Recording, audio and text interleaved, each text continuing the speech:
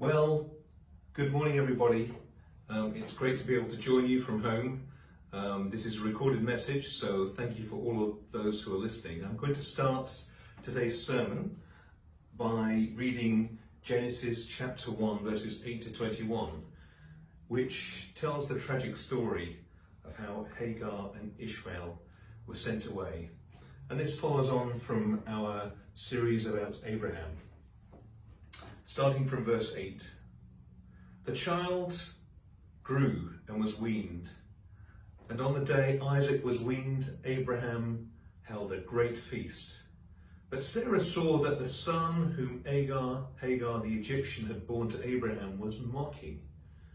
And she said to Abraham, "Get rid of that slave woman and her son, for all that woman's son will never share in the inheritance with my son Isaac." And the matter distressed Abraham greatly, because it concerned his son. But God said to him, "Do not be so distressed about the boy and your slave woman. Listen to whatever Sarah tells you, because it's through Isaac that your offspring will be reckoned. I will make the son of the slave into a nation also, because he is your offspring." Early the next morning, Abraham took some food and a skin of water, and he gave them to Hagar. He set them on her shoulders and then sent her off with the boy. She went on her way and wandered in the desert of Beersheba. When the water in the skin was gone, she put the boy under one of the bushes. Then she went off and sat down about a bow shot away, for she thought, "I cannot watch the boy die." And as she sat there, she began to sob. God heard the boy crying, and the angel of God called to Hagar from heaven and said to her, "What is the matter, Hagar? Do not be afraid. God has heard the boy crying as he lies there. Lift the boy up and take him by the hand, for I will make him into a great nation." Then God opened her eyes and she saw a well of water. So she went and filled the skin with water and gave the boy a drink. God was with the boy as he grew up.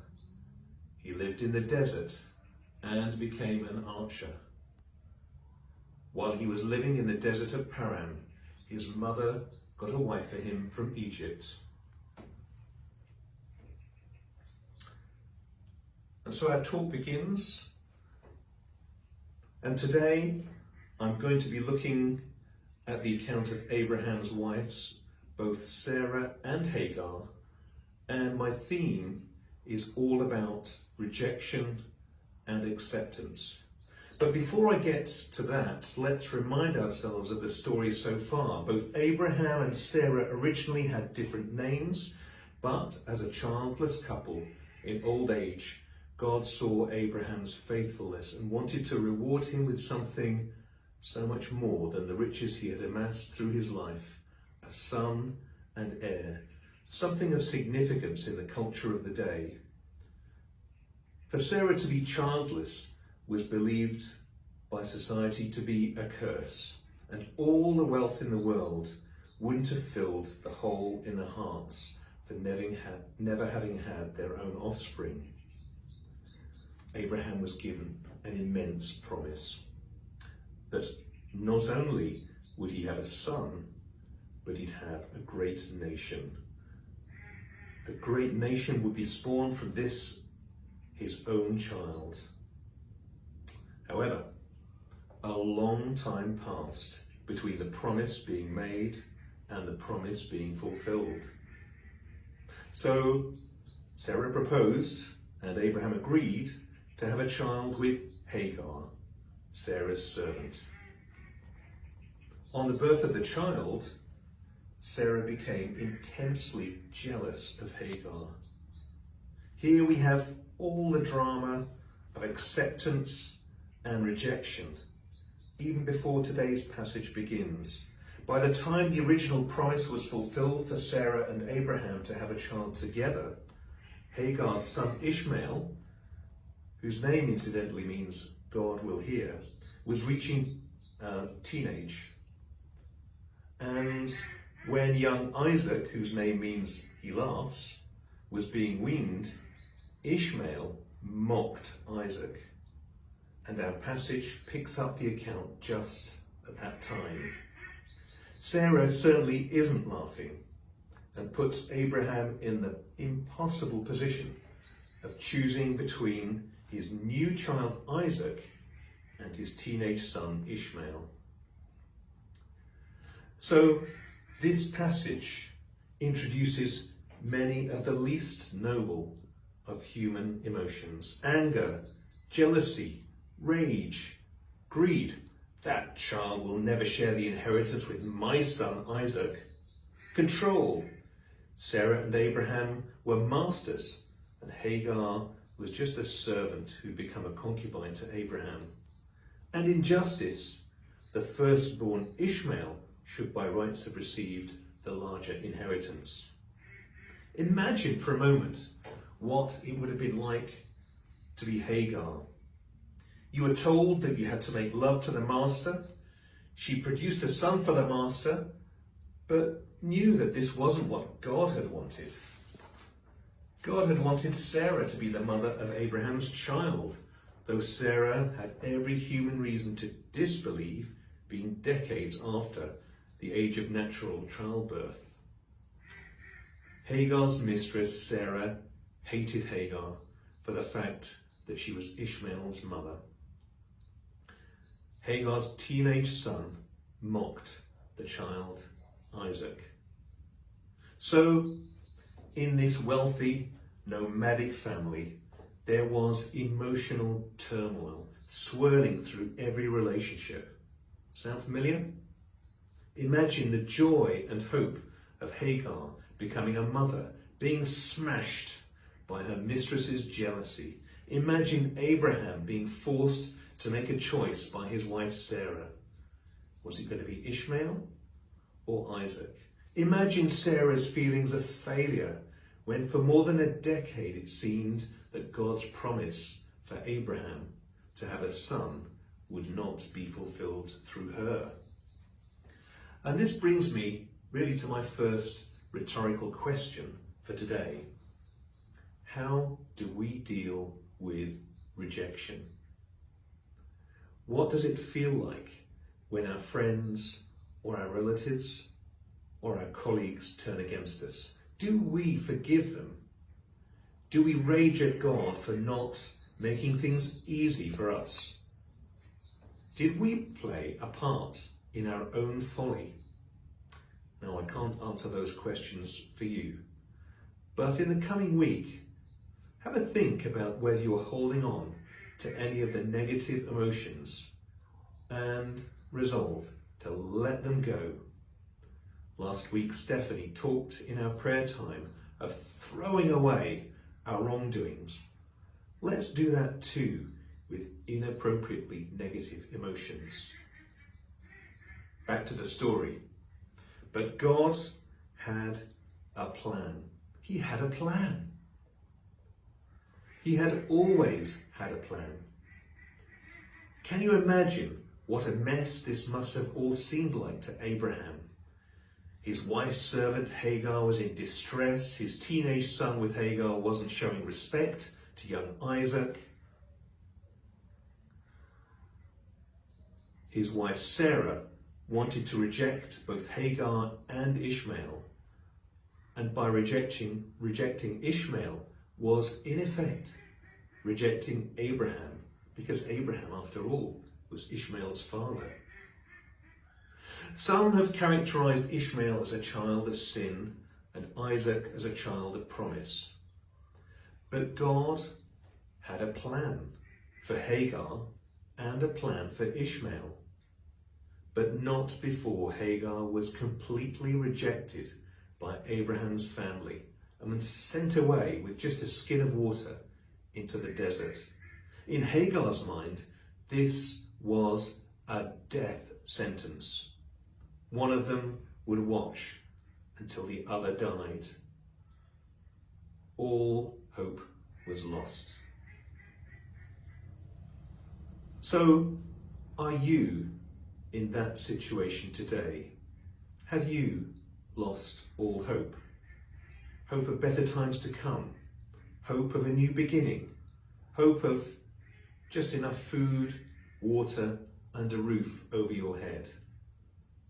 Are you like Sarah, justifiably sobbing because of your desperate circumstances are you like Hagar, justifiably sobbing because of your desperate circumstances at your lowest moment? Has all hope been lost? Well, the good news is that God had different ideas. He had a plan.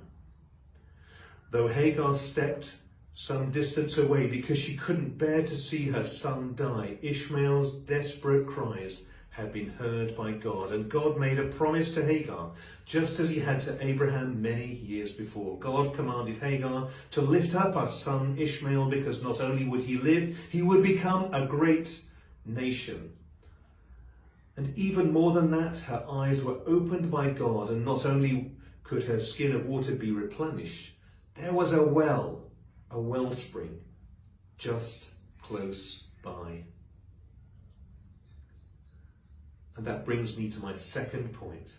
My first was to ask how you deal with rejection. The second is this: is your salvation right there in front of you, just like the well in the desert was for Hagar? If you cannot see it, if you're desperate, don't wait for disaster to overtake you. Ask God to open your eyes, just as he did for Hagar. Ask him to open your eyes to the opportunities that lie before you. I'm saying this just as much to myself as to you as I embark on a life change in the next week, as I step down from my day-to-day work and rebalance personal and professional activities. Seek God for hope. Seek God for hope. Just as God heard the cries of the boy Ishmael, he hears. He hears, so he will hear your innermost thoughts and desires if you'll share them with him. And this brings me to my third and final point. We've heard about how we must deal with rejection and learn how to avoid succumbing to negative emotions when we face rejection. We've learned about how God can turn desperation into hope, because like Ishmael's name, he hears. Ishmael, he hears. Our final point is God's response. You see, way back, a decade and a half before this story, God had made a promise to Abraham that he would father a great nation. But the folly of Sarah and Abraham meant that he had a child by his servant Hagar. Though Abraham had great faith, he and Sarah made mistakes, just like we do today. Now, did God punish them because of Ishmael? He hears was not his plan? No. Did God change his plan that Abraham and Sarah should have a child, and for them both to be the parents of a great nation? No. If you read on in Genesis, you'll see that God treated Isaac as Abraham's only son.